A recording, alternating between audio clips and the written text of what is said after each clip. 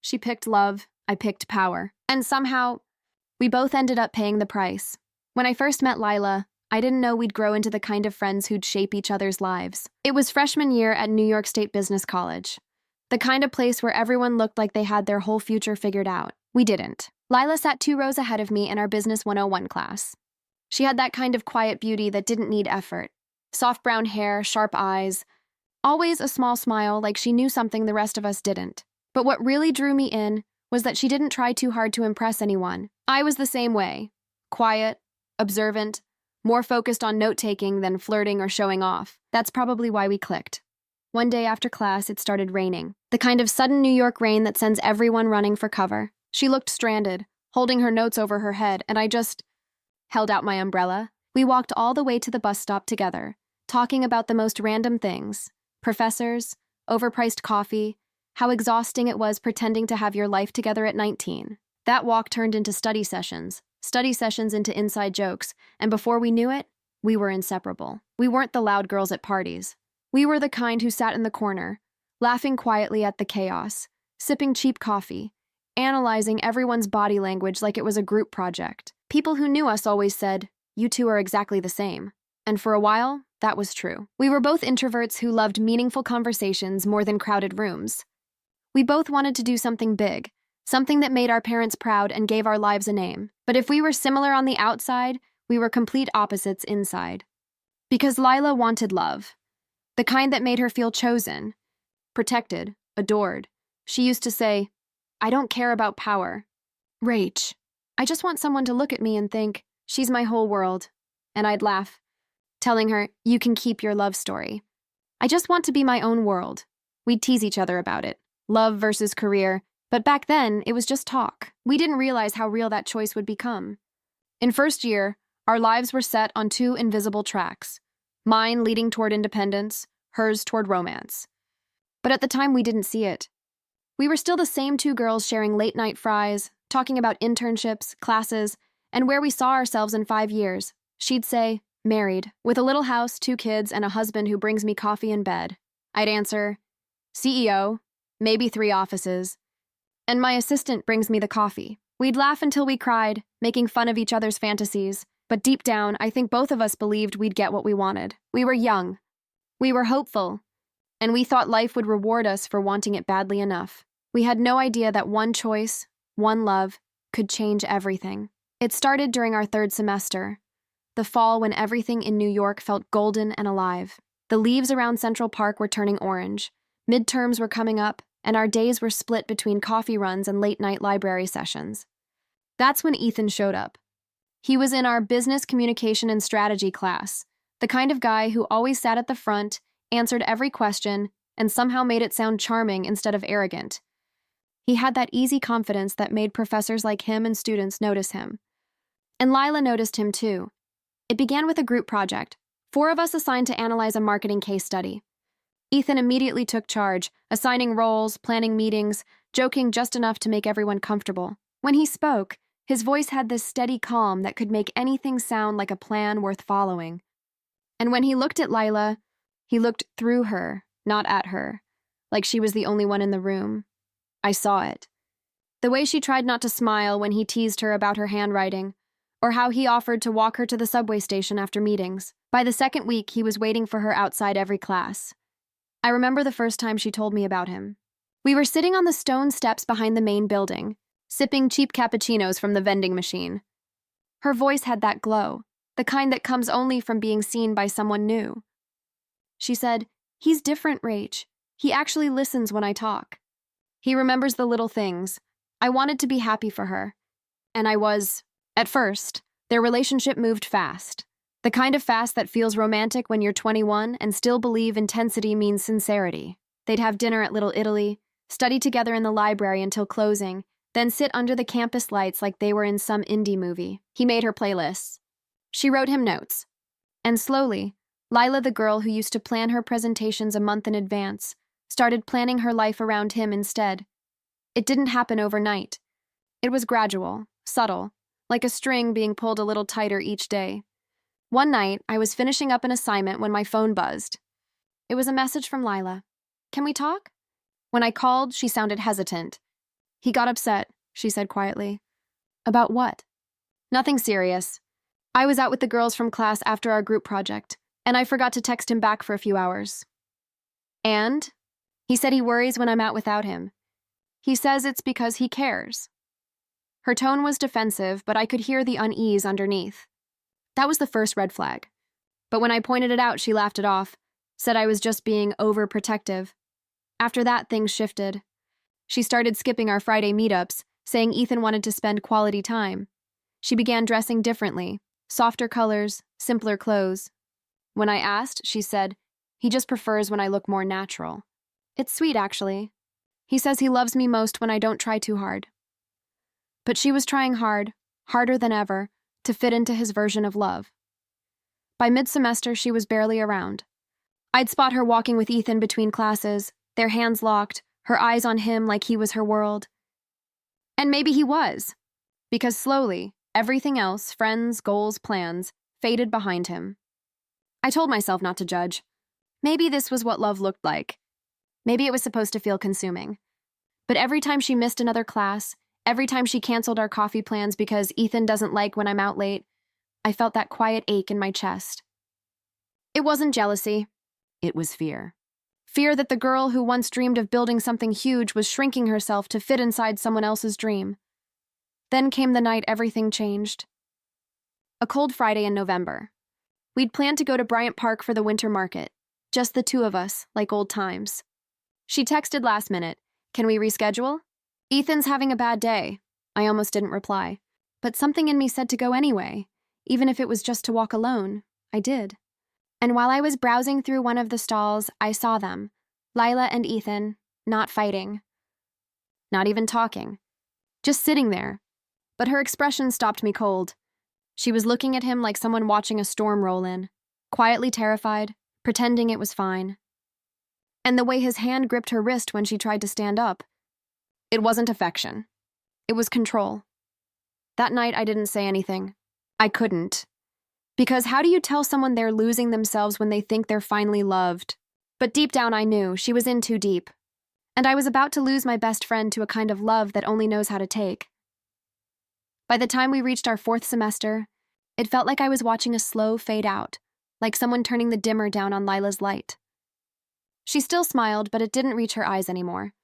Her voice, once sharp and full of wit, now came out soft and cautious, as if she was constantly checking her tone.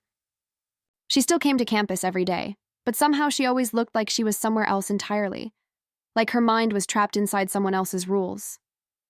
Our conversations had changed too. We used to talk about everything: professors we liked, internships we wanted, places we dreamed of visiting once we graduated. Now everything circled back to Ethan. Ethan thinks I should switch my major. Ethan says I'm too emotional when I talk in class. Ethan doesn't really like it when I go out without him. Every sentence had his name in it, as if she couldn't breathe without it. At first, I tried to stay patient. Love can make people blind for a while, right? But this wasn't blindness. This was surrender. One morning, we had a group meeting for our business law project. She showed up late, eyes puffy, makeup smudged, hands shaking. When I asked if she was okay, she just whispered, "We had a fight." "It's fine," I pressed, but she wouldn't say more. She kept repeating that word, fine. Except she didn't look fine. She looked like someone who'd been crying for hours and was trying to hide it under concealer. Later that day, she texted me. "Ethan said I don't need to overreact to small arguments. He just gets protective sometimes." Protective. That was the word she always used when she didn't want to say controlling. Meanwhile, my own life was heading in the opposite direction. I'd started a part-time internship at a consulting firm in Midtown, juggling spreadsheets and deadlines between classes. It was stressful, but I loved it. The rush of earning my own paycheck, even if it barely covered rent. Some nights I'd walk past Times Square, lights flashing against the dark sky, and feel this quiet satisfaction, like maybe I was on my way somewhere real. I was exhausted, but fulfilled, focused, and then I'd get a text from Lila. "Ethan wants to move in together after graduation," and I'd stare at my screen, unsure if I should say congratulations or please don't. Because the truth was, she wasn't growing with him. She was disappearing into him. Our friendship started to fracture in small, almost invisible ways. She stopped replying to my messages on weekends. If we met for coffee, Ethan would call 3 times during the conversation. She'd answer every time, apologizing like she'd done something wrong just by being away. One afternoon, I asked her straight up, "Lila, do you ever feel like he's trying to control you?" She froze, then forced a laugh and said, "Rachel, not everyone wants to be this strong, independent boss woman like you. Some of us just want someone to love us." That sentence stayed with me for months. It wasn't mean, it was defensive. But it made me realize we were now living 2 different definitions of happiness. Still, no matter how much she changed, I couldn't stop caring. So I stayed close, quietly checking in, waiting for that one moment when she'd ask for help. That moment came one night during finals week. It was nearly midnight when she showed up at my apartment, eyes red, clutching her phone. Her hands were shaking. "He went through my messages," she said. "He said I was hiding something. He yelled so loud the neighbors called the super." She laughed after saying it, that kind of broken laugh that's just a cover for pain. I didn't know what to say, so I just sat beside her on the couch, letting her cry until she couldn't anymore. When she finally looked up, her mascara streaked down her cheeks, she whispered, "I think I've become someone I don't even like anymore." That line, it cracked something inside me. Because she was right. The girl who once dreamed about running her own business was now asking for permission to just exist. After that night, she started pulling away, from everyone. It's what people in pain do when they're ashamed of it.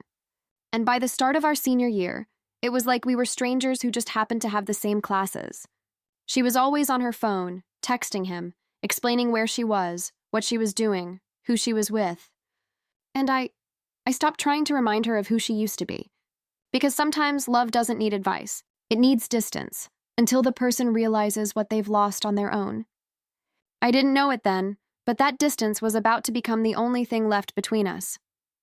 Because the same love that made her feel alive at first was about to destroy her completely. By the time graduation was 3 months away, the cracks in Lila's perfect love story had turned into full-blown fractures. She still showed up to class, but only physically. Her body was there, her mind wasn't. She'd sit near the window, eyes distant, pretending to take notes while her phone buzzed nonstop on the desk. Ethan's name flashed across the screen every 10 minutes. I remember once after class, I caught up to her on the steps outside the main building. She was scrolling through her phone, her face pale. I asked what was wrong, and she said, "He didn't like that I talked to Marcus in class today." Marcus, a classmate we'd both known since freshman year. He'd asked her to pass a paper. That was it. But apparently, Ethan didn't like the way Marcus looked at her. When I said, "Lila, that's not normal," she just sighed. "It's just how he shows he cares." She said it so casually, like it made sense. Like she was trying to convince herself. That night, I stayed late at the office in Midtown finishing up a proposal. It was close to 1 a.m. when I stepped out and looked at the skyline, those glass towers glittering against the black sky.